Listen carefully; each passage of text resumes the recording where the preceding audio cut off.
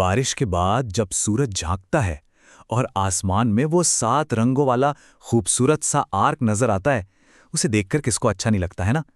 पर कभी ये सवाल मन में आया है कि भाई ये बनता कैसे है, ये है क्या चीज। तो चलिए आज यही जानते हैं, ये जो इंद्रधनुष है ये असल में है क्या?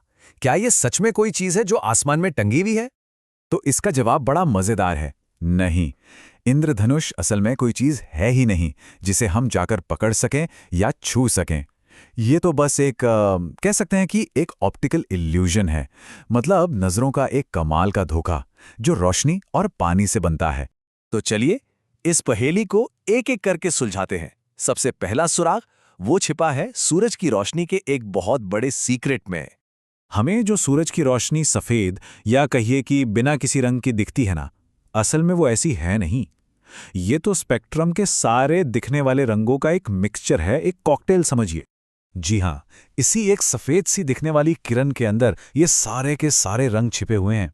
लाल, नारंगी, पीला, हरा, नीला, जामुनी और बैंगनी।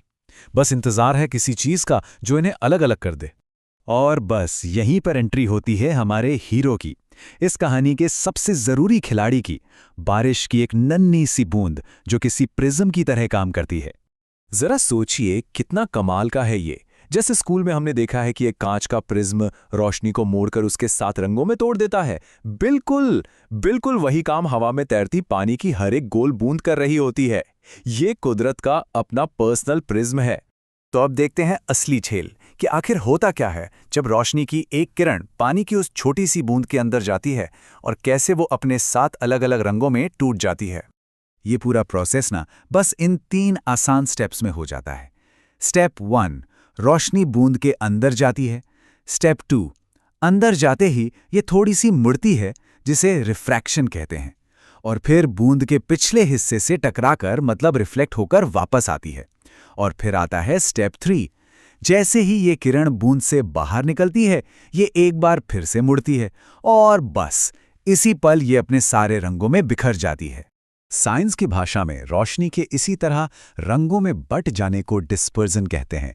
यही वो मैजिक है जो बारिश के बाद हवा में मौजूद लाखों करोड़ों बूंदों के अंदर एक साथ हो रहा होता है। अच्छा, तो ये तो समझ आ गया कि रंग कैसे अलग होते हैं, पर एक सवाल अब भी बाकी है। इंद्रधनुष हमेशा एक परफेक्ट आर्क यानी कि एक सुंदर सी गोल कमान जैसा ही क्यों दिखता है? चलिए इस पहेली का ये आखिरी हिस्सा भी जोड़ते हैं। और इसका जवाब छिपा है इस एक नंबर में, 42 डिग्री। हाँ, सुनने में अजीब लगे, लेकिन यही वो मैजिक नंबर है जो इंद्रधनुष को उसका वो परफेक्ट गोलाकार शेप देता है।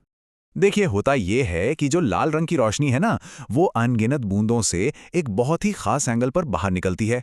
ये एंगल सूरज की रोशनी और हमारी आंखों के बीच ठीक 42 डिग्री का होता है हमेशा। और इसी तरह बाकी रंगों के लिए भी अपने अपने फिक्स एंगल होते हैं। तो अब पूरी सूरत को एक साथ देखते हैं। हवा में लाखों पानी की बूंदें हैं। हर बूंद रोशनी को एक खास एंगल पे हमारी तरफ भेज रही है। हमारी आंखें सिर्फ उन्हीं बूंदों से आने वाली रोशनी को पकड़ पाती हैं जो उस एकदम परफेक्ट एंगल पर होती हैं। और जब ऐसी लाखों बूंदें एक साथ उस परफेक्ट एंगल पर रोशनी फेंकती हैं तो हमें वो एक खूबसूरत आर्क की शक्ल में दिखाई देती हैं। है ना कमाल? और अब सबसे हैरान करने वाली बात, कोई भी 2 इंसान तभी भी एक ही इंद्रधनुष नहीं देख सकते, क्योंकि इंद्रधनुष देखने वाले की पोजीशन पर बनता है। इसलिए जो इंद्रधनुष हमें दिख रहा है वो सिर्फ और सिर्फ हमारे लिए है। मतलब हर किसी का अपना एक पर्सनल यूनिक रेनबो होता है। तो अब एक आखिरी सवाल, अगर ये सब इतना सटीक है तो फिर वो जो कभी कभी हमें डबल रेनबो यानी एक के ऊपर एक 2 इंद्रधनुष दिखते हैं, उनका क्या मतलब है? ये कहानी फिर कभी के लिए रखते हैं।